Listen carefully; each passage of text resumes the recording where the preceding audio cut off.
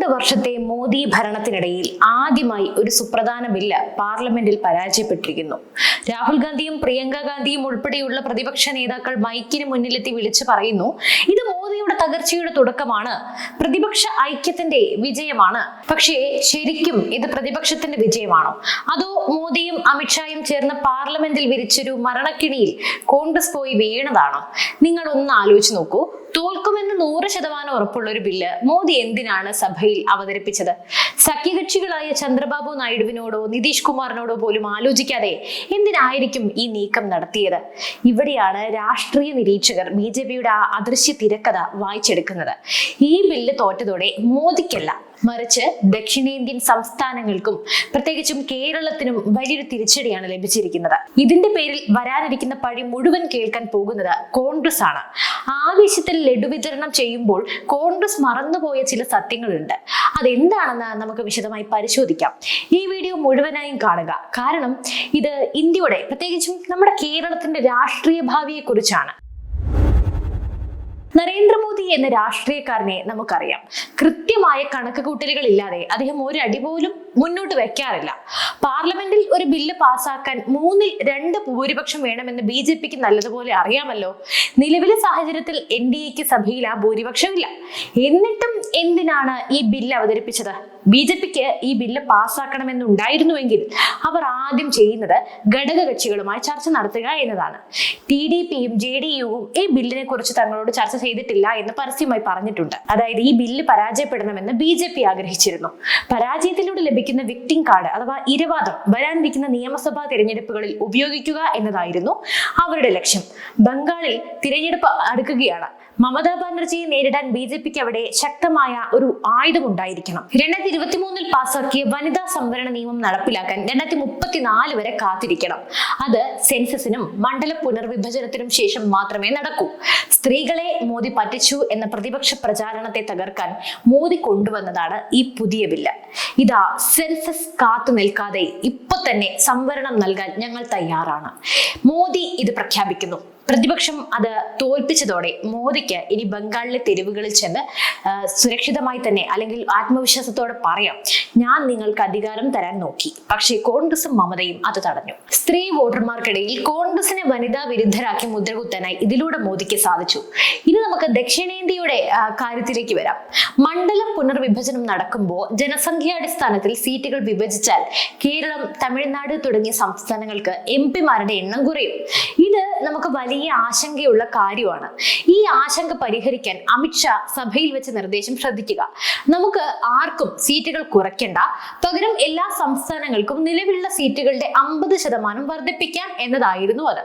UP-യിൽ 80 എന്നത് 120 ആകും, കേരളത്തിൽ 20 എന്നത് 30 ആകും. അതായത് ഇതൊരു സുവർണ അവസരമായിരുന്നു.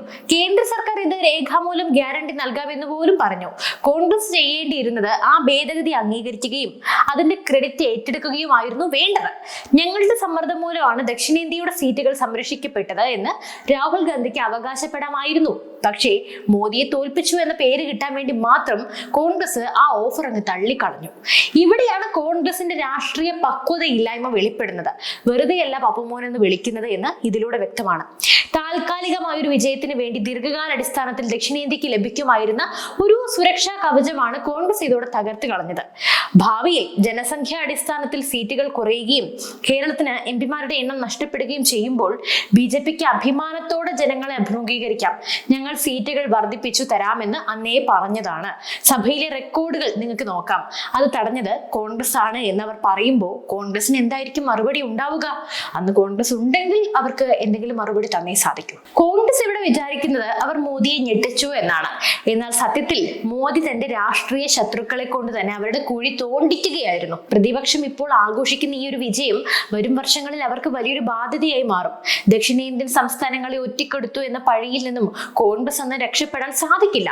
എന്തുകൊണ്ടാണ് ഈ വിഷയത്തിൽ കോൺഗ്രസ് ഗൗരവകരമായ ചർച്ചകൾക്ക് തയ്യാറാകാതിരുന്നത്? കേവലം രാഷ്ട്രീയ വൈരാഗ്യത്തിനപ്പുറം രാജ്യ താല്പര്യം സംരക്ഷിക്കാൻ അവർക്ക് കഴിഞ്ഞോ? പണ്ടും ഇപ്പോഴും അവരിപ്പോഴും ആ ഒരു ലെവലിൽ തന്നെയാണ് കിടക്കുന്നത്. നടക്കുന്നത്. BJP-യുടെ ഓരോ നീക്കവും കൃത്യമായ ലക്ഷ്യത്തോടെയുള്ളതാണ്. അവർ തോൽക്കുമ്പോഴും വിജയിക്കുമ്പോഴും അടുത്ത 10 വർഷത്തെ കാര്യങ്ങളാണ് പ്ലാൻ ചെയ്യുന്നത്. എന്നാൽ കോൺഗ്രസ് ആകട്ടെ ഇന്നത്തെ പത്രവാർത്തകളിൽ എങ്ങനെയൊക്കെ നിറഞ്ഞു നിൽക്കാം എന്ന് മാത്രമാണ് അവർ ചിന്തിക്കുന്നത്. അത് തന്നെയാണല്ലോ അവരുടെ പ്രശ്നവും.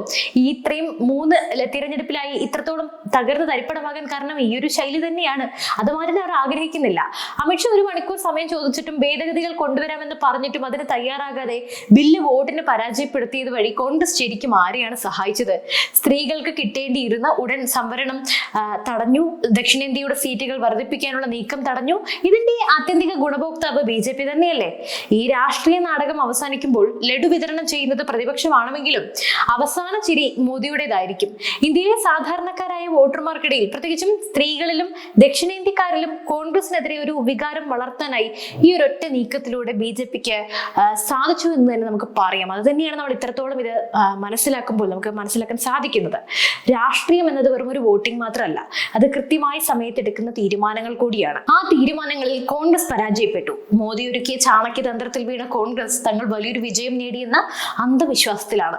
പക്ഷെ കാലം ഇതിന് മറുപടി നൽകും. എന്തായാലും ഈ വിഷയത്തിൽ നിങ്ങൾക്ക് എന്ത് തോന്നുന്നു?